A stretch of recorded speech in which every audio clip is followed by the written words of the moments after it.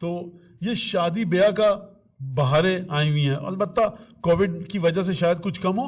اس کے اندر دیکھیے کچھ 2-3 بڑے سنجیدہ مسئلے ہیں کہ جو میں آپ کے سامنے پیش کرنا چاہتا ہوں. یعنی یہ وہ مسئلے ہیں کہ جو لقمہ حرام بن جائے گا اور حرام کام ہو جائے گا، اور نہیں ہوگا تو حلال ہے. اگر آپ لڑکی والے ہیں تو لڑکے والوں کو حق نہیں ہے کہنے کا کہ ہم اتنے باراتی لائیں گے. دسترخوان وہ بچھا رہا ہے. آپ کے گھر میں دعوت ہے پڑوسی کی، میں کہہ سکتا ہوں کہ میں بھی کل آپ کے گھر آ رہا ہوں، مولانا آپ بالکل مولانا عالم دین، لیکن معذرت ہم نے اپنے فلاں کزن کی دعوت کی ہوئی ہے. میں نے گھنٹی بجا دی، آپ آ گئے، قبلہ دروازہ کھولیے اندر. یہ میں نے حلال کام کیا کہ حرام کام؟ آپ سب کہیں گے غلط کام.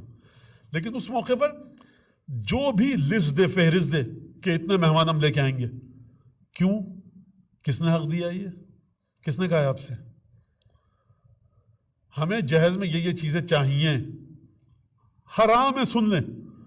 اور یعنی جو واقعات ہیں میرے پاس، مجھے یقین نہیں آتا کہ یہ تمام وہی لوگ جو فرشازہ پہ بیٹھتے ہیں، گریہ بھی کرتے ہیں امام حسین پر، باہر جا کر عجیب، یعنی کہ سمجھ میں نہیں آتا، واللہ سمجھ میں نہیں آتا کہ کس طرح سے کہیں موٹر سائیکل کی فرمائش. مجھے بالکل اوچھی حرکت لگتی ہے کہ میں اس طرح سے بات بتاؤں ممبر سے آ کر، لیکن یہ معاشرے کا حصہ ہے. یہ شیعہ سنی کی بات نہیں ہے، ہندو اور مسلمان کی بات نہیں ہے، یہ ہمارے سب کانٹیننٹ کا مسئلہ ہے کہ عجیب طریقہ ہے. کوئی بھی محفل ہو، آپ اس سے نہیں کہہ سکتے کہ ہم اتنے مہمان لائیں گے، دسترخوان اس کا ہے.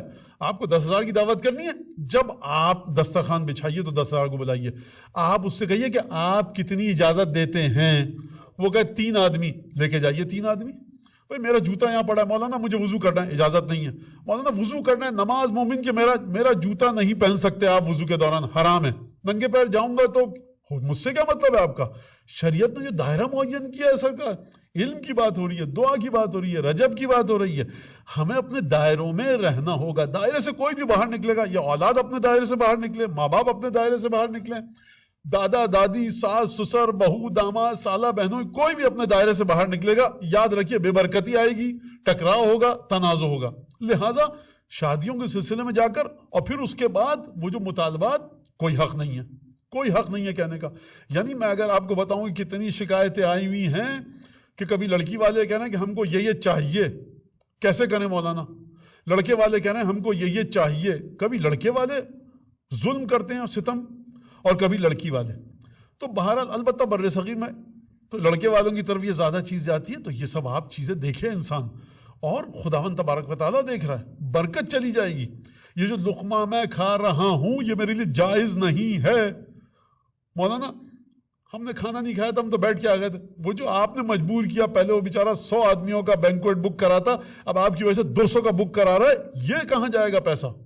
تو یہ ساری چیزیں اتنا دقیق مسئلہ ہے کہ اگر کسی گھر میں موت ہو گئی ہے کسی انسان کی، اس کے یتیم بچے نابالغ، آپ اس گھر میں جانے کے لیے ایک بڑا پروسیس ہے، پورا شرعی پروٹوکول کا کہ کس طرح سے آپ اس کے گھر میں جائیے. ماں کو حق نہیں ہے کہ وہ سیاہ و سفید کی مالک بن جائے. لہٰذا ہم جب تک اپنی فقہ کو نہیں سمجھیں گے، حرام حلال کو ٹھیک سے، ہماری زندگی میں اسی طرح مشکلات، مسائل آتے رہیں گے.